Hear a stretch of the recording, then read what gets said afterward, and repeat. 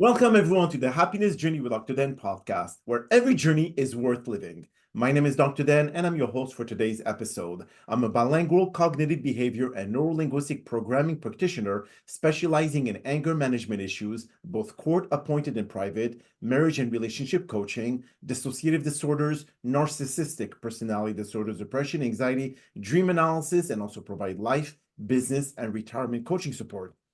I provide individual one-on-one session in both French or English and also do group settings. If you need any assistance, reach out to DMB therapy and coaching services at 301-325-1550, and our website can be found at lifecoach.drdanamzallag.com. In today's sixth episode of season 33, I'm very excited to have Tsvety Roo as our special guest, sharing her adventures about traveling the world all under 40 years old, and the power gained from this feeling of freedom and living her life mindfully and best ever. So without further ado, and as of with all of our previous episodes, I'll leave it to the guest to properly introduce herself, as no one else can do a better job. Tsvety, the floor is yours. Thank you. Thank you so much for having me. I'm so excited to share my story on your podcast. And 33rd season, incredible and so impressive. So I am Tsvety Roo. I am a solo traveler. I'm a creative and a speaker. And the story is that 3 years ago, I left my life in San Diego, California, after experiencing burnout and loneliness. And I booked a one-way ticket to Spain. Just booked that. So how did that come about? And I can't wait to share that with everybody. So since then, I've lived in over 22 countries and I visited 43 total in my lifetime. And generally just a suitcase and a backpack is all that I travel with. So what started as a personal healing journey turned into something much bigger. And now I'm on a mission to share the benefits and the lessons I've learned from my solo travels. My deep desire is to inspire people to give themselves permission to go after their dreams, and whether that's traveling the world or just simply pursuing something else, that it's starting. Get out there. It's been quietly stifling. If you have been stifling it the way that I did, it's time now to give yourself permission to go after it. Well, it is an honor to have you with us, Tsvety, especially in this podcast, due to the fact that, I mean, we're almost still, we have already passed the beginning of year 2026, and people with New Year resolution to wanting to do what you did at such a young age, they haven't had the chance yet to be able to have the courage to be able to get up, pack, and leave without really knowing any of a return date back to this country. And Yeah. as you mentioned earlier, the key word here is permission. So Yeah. as you and I know, society, obligation, and expectation, and unfortunately many people fall under that same trap, is that what will people think of me if I do something that may appear to be irresponsible, to be able to get up, leave, and not think about anything beside myself, to be very selfish because of me just getting up and leaving without other people's validation. So Yeah. do you detach yourself, Tsvety? Oh, If you had a career in San Diego, and I know the responsibilities of this and all, but just getting up when you were what, 36, 37 years old, and then, mhm. you know what, enough with all this crap, I'm getting up, I'm getting the hell out of here. Yeah. Well, it was a process and it took so many years to come into my own, I would like to say. And that permission, to give yourself permission, is one of the hardest things. And I had to do a sort of process to get there. And then once I started the traveling, it completely flowered into a whole different person that I became.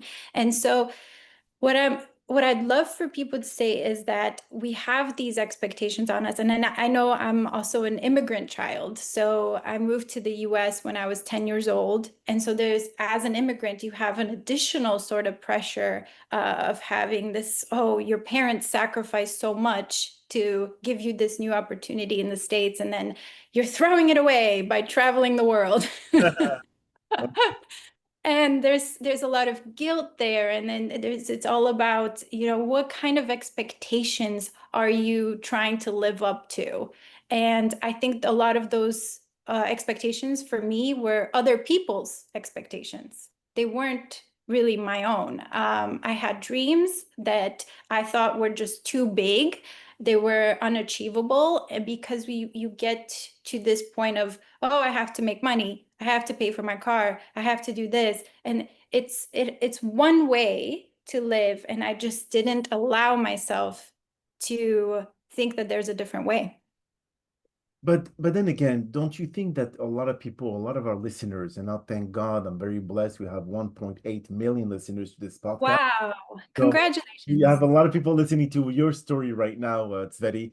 But don't don't the planet have to align properly for all this to happen? Because if you look at most listeners that are over 37 years old, okay, which is the age that you decide to be able to leave and Yes, try to travel the world. yes. But some people may be involved with their significant other, or they may Mhm. be having a kid, or maybe their second. It's not as easy than just being single and getting up and leave. So those situation changes drastically compared to the circumstances that you faced at that given time. Yes, and agreed. But then there's also some comforts there to have somebody. So perhaps if you're both in a position where now there's an opportunity, you're in between jobs or something, that it's a little bit, I think, easier too to go on a trip together. But the whole idea is that there are a lot of us that were or that are like me, which is very lonely. And so this all started over the course of most of my 30s as I felt extreme loneliness and disillusionment and disconnection. And I think there's a lot of us there who are finding ourselves in our 20s, in our 30s, in our 40s, who are in whether divorced or still dating or whatnot. It just that we are seeing that we are so alone. Mhm. And that is what was really dark for me and really pushed me to dig deep. And so what came up, this all just bubbled up over the course of years. And I tried everything. I did so many dates. I went on a dating marathon. Then I threw myself into work and I had this extreme productivity. I got promoted, but I was incredibly unhappy. I was so disconnected with myself. So I did all the traditional ways. I joined courses, classes and workouts and all of this. And I just, it wasn't until finally digging deep. And this is incredible because I was living in San Diego, one of the nicest cities. Yes. And I decided I mean, it's gorgeous. Have you been to San Diego? I went to Coronado. Um, Oh, yeah, there yeah, you go. I went to Stunning. Eagle Zoo. I mean, it's just gorgeous out there. It's stunning. And so I was living out there for 2.5 years, and I was feeling just all of the beauty around me and all the darkness inside me. It was such a contrast. Mhm. And I went on this walk, which ended up being 6 hours. And later on, I found out that it was a meditative walk, is what they're called. So it was the 6 hours of walking around beautiful San Diego. And I was crying and walking and crying. I had two random strangers stop me to ask me if I'm okay, like you have this idea. And so from there, it emerged a lot of deep questions that I was avoiding most of my life, which are the three questions that I would really urge the audience as well to ask themselves if they're feeling as lonely and as disconnected as I was.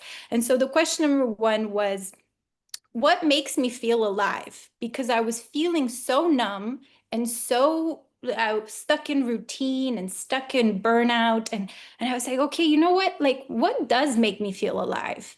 And so that was my first question. And then my second question was, what dream have I been stifling? Like I knew, instinctually knew that I was stifling something deep within me.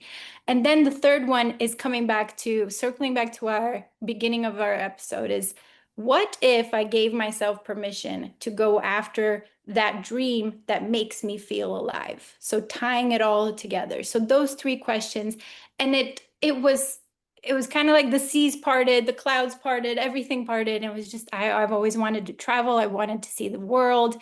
And I said, I know I'll have to make some sacrifices and I know I'll have to do it alone because, like you said, there's a lot of people who have families and obligations and nobody could do it with me.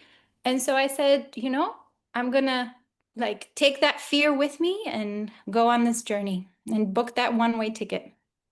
Interesting story. So I have a few more questions for you, my dear Sure. Tsvety. Now, Yeah. when it comes to like those three questions that you ask yourself, in which a lot of people, like for you, you basically confronted your fears. You confronted Mhm.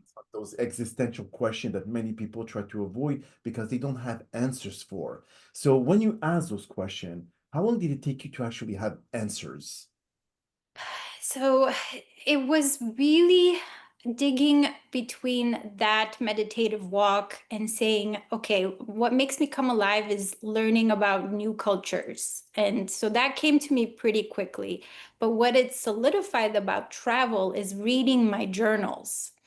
And so it's a combination of it, not just the walk where it came after a lot of revelations came from that, but also like digging through, figuring out myself a little bit better through some of the my own personal writings and my own diaries and sort of and putting all of that together, a little bit like a scavenger hunt. And then I said, okay, look, like every journal that I've done for the last 10 years, a journal entry has something to do with like, oh, I just went on this trip. I wish I could have stayed out there longer.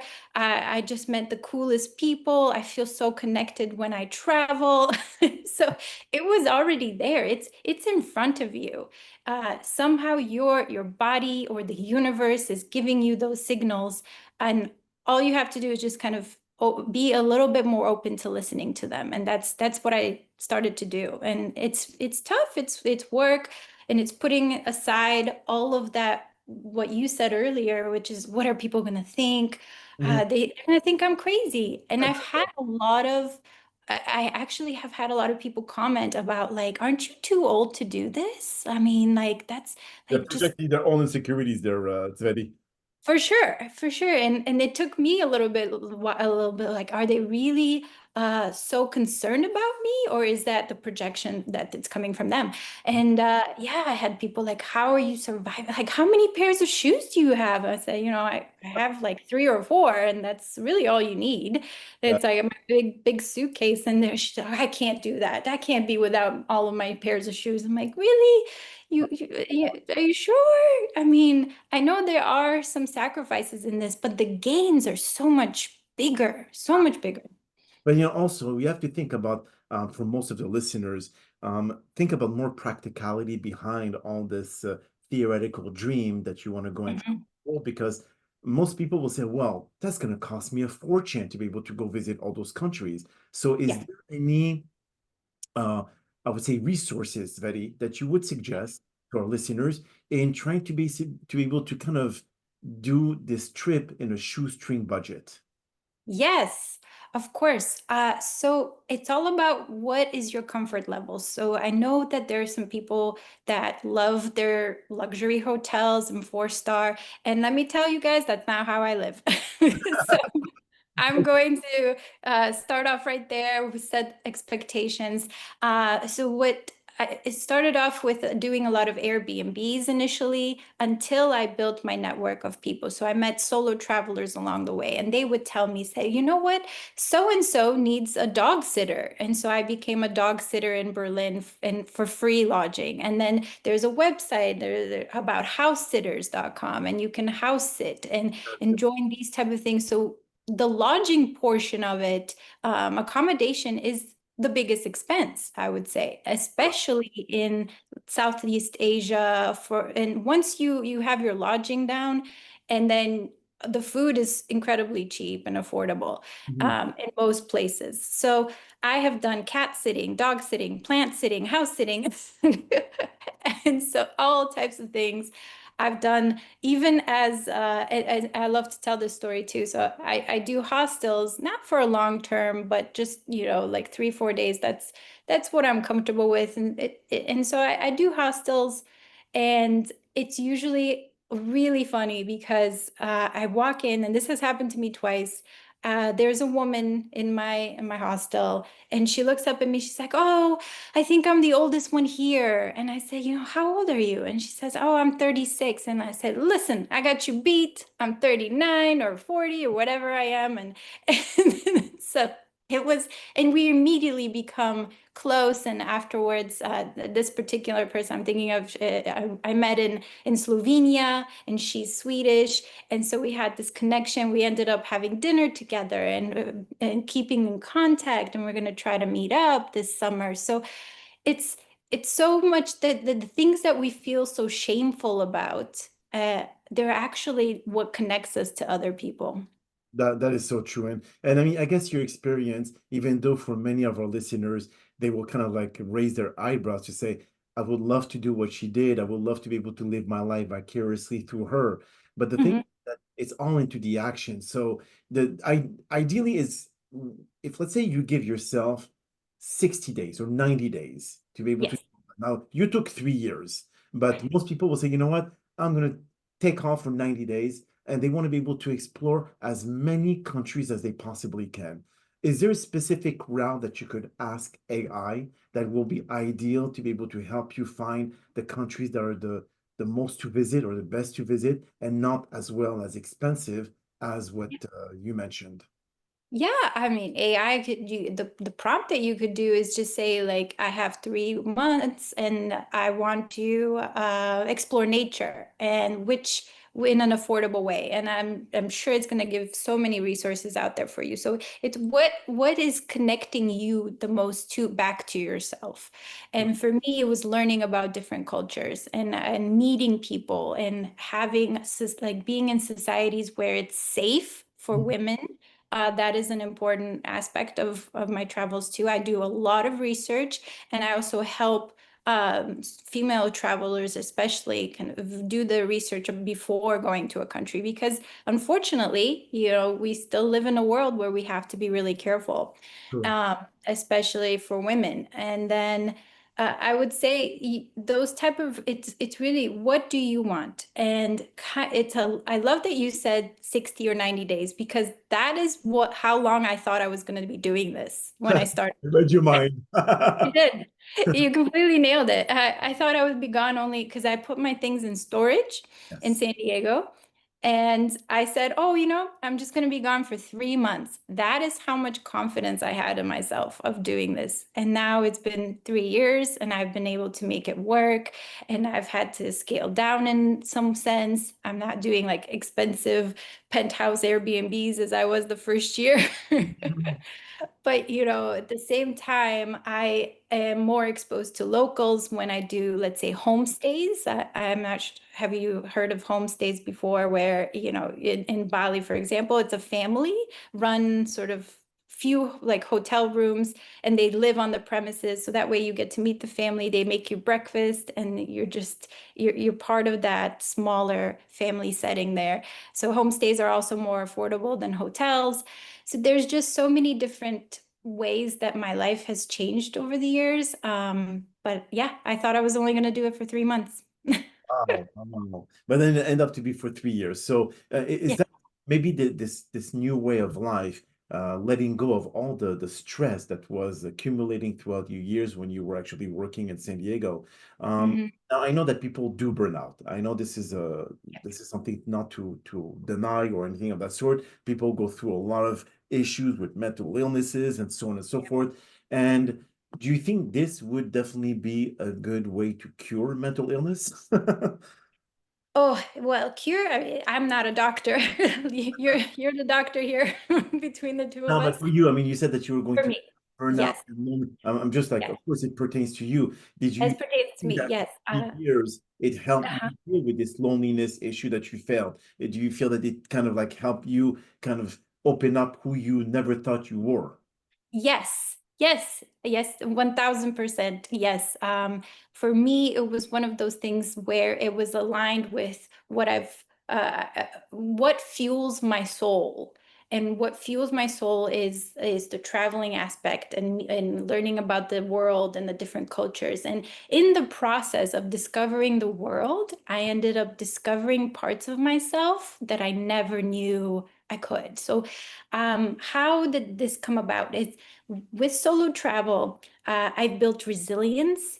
I've built confidence because you end up in situations like your flight might get delayed. You're going to have to be adaptable, and think of different scenarios. And so this brings me confidence that I can handle myself in any situation now, that like in any country, with the tools that I have built over the course of the last 3 years. And so there's the confidence, the resilience.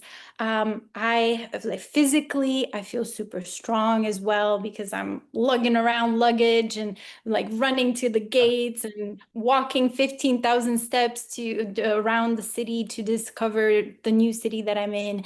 And so there's a physical, like I'm spending a lot of time in nature. There's so many aspects of this that is nourishing to myself that I didn't know I was missing. And so from this lack of connection with myself, that ended up happening through these travels. So I want to share about the three biggest lessons, if I can, of solo travel for me. And one of them was embracing solitude, which I know it's interesting because going from loneliness to solitude, you're thinking like, aren't those the same thing, really? But they're very, very different. And I didn't understand the difference between them because I was so stuck in the lacking, all the things that were lacking in my life, the sinking feelings, the void, the disconnection, that now when I embrace solitude, I say, you know what? It's interesting to heal loneliness by going traveling alone. But when I'm traveling alone, I'm embracing that choice to reconnect with myself, to grow, and giving being present. You are very present when you're traveling. You want to see everything, and you're kind of in your thoughts, and you're like, oh, what should I do? So you're having conversations with yourself. Maybe I should explore this today. Maybe tomorrow I'm going to do this. And then I'm sitting at lunch, and there's opportunities to I've befriended people while I'm just sitting next to them in restaurants and cafes and whatever it is. And it's opened up myself just from my reconnection back to myself. And that is what solitude is. You are reconnecting to yourself. And then my second lesson that I want to share with your viewers is those exact meaningful connections that you make. Um, are just so powerful. So I end up through my travels, and just I connect with people so much deeper, and I start conversations, which I have pushed myself to do, and it's opened up my world to understanding where they're coming, their story, how we can how much we have in common despite growing up in such different environments. So it's bringing all of us, like it's basically humanity being brought together. And when you travel and when you're curious about other cultures and other people, you're just gonna end up growing yourself so much more through that and creating incredible friendships. I can't even tell you, like from Porto, Portugal, meeting my friend there in the middle of the square, to now I was just in Hoi An, Vietnam, and I met some incredible ladies at a writer's retreat. So it just keeps giving. And so my third lesson for everybody is it's the whole fears, facing your fears and not waiting for your fear to go away. Like that is the most crucial part, because I think that's what I was doing all the time, and just kind of giving myself the excuse, okay, this is a little too scary. I'm just gonna wait till I feel more comfortable to start this, or to book that trip by myself. I'm just gonna, whether it's 2 weeks or 2 months or whatever it is, don't think that you have to wait to become fearless in order to start. Start small, get comfortable, take yourself out to lunch maybe, but then just start it. Take the fear with you. And I usually say, I have my suitcase, I have my backpack, and I have the fear. And, all four of us are in this together. And so we're all on the trip, and just not focusing so much, giving it that attention to let me create these excuses not to do this is the key. So those are the three lessons that I learned. Beautiful, beautiful lessons. And I'm going to put on my mind reading ability or skill. And I know that a lot of people would ask that as well. Are you going to write a memoir about your? Yes, yes. So there's something in the process. Yes. Long story. I don't want to give too much away, but yes, in the process. Any idea of when it's going to get published? Because you have 3 years of accumulation of stories, and I think it's definitely something that you could write a 10,000-page book. I mean, I'm hopefully within the year, but we'll see. We'll see. We'll see. So if anyone wants to reach out to you, Tsvety, about those who are thinking about taking that bold step to go travel the world solo, how can they find you? Yes. So I'm on Instagram at Tsvety Roo, and that's spelled TSVETYROO. On Instagram.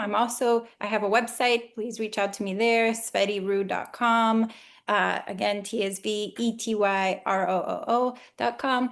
And then I'm on YouTube. I have a channel. Then I'm also on LinkedIn. So yes, Instagram, LinkedIn, YouTube, website. Beautiful, beautiful. Well, Tsvety, that is all the time that we have for today's podcast. And again, thank you sincerely for taking the time out of your busy schedule all the way from Bulgaria to join Yes. us. And we all appreciate your participation to this episode by sharing with us your many adventures as a young woman traveling the world and not being afraid to live your life the way that you see fit. Now, not Thank many you. have the courage to do, especially so with everyone judging people's life choices and projecting their own insecurities on others like Tsvety Roo. Now, to our millions of listeners out there, we hope that you've enjoyed today's episode as much as we did. And we're also very excited for what's ahead in season 33 of the Happiness Journey with Dr. Dan podcast, featuring a lineup of incredible guests with powerful stories that will continue to uplift and inspire all of you. Now, here are some concluding words of wisdom. To those traveling the world in search of experiences rather than possession, keep going. The memories you create, the cultures you discover, and the people you meet will shape your life in ways no material object could ever do. Every new place teaches you something about the world and something even deeper about yourself. Do not let the opinions of others discourage you from choosing a path that values freedom, curiosity, and growth. Exploration is not an escape. It is an education for the soul. The courage you step into the unknown is what transforms ordinary lives into extraordinary stories. Years from now, you won't remember the things you owned, but you'll remember the horizon that you've chased. So travel boldly, live fully, and never apologize for choosing experiences over expectations. My name is Dr. ddanamzallag, and you may all keep pursuing your amazing journey in life. Stay tuned for our next episode.